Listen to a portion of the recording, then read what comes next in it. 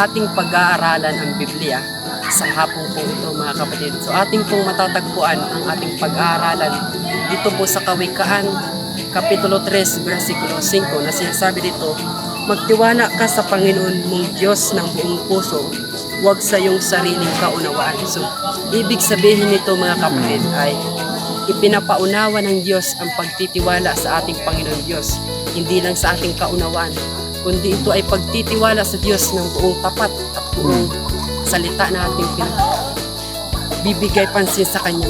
Kapatid, ito po ay napakaganda sa atin sapagkat ito yung pagtitiwala natin sa Diyos ay ito yung nagbibigay sa atin ng lakas at pananampalataya natin sa Diyos mga kapatid. Huwag nating paniwalaan, huwag nating pagkatiwalaan ng ating sariling kaunawaan sapagkat kung magtiwala tayo sa sariling kaunawaan natin ay masisira tayo sa buhay natin mga kapatid. Kaya purihin natin ang ating mga kapatid at ang ating Panginoon.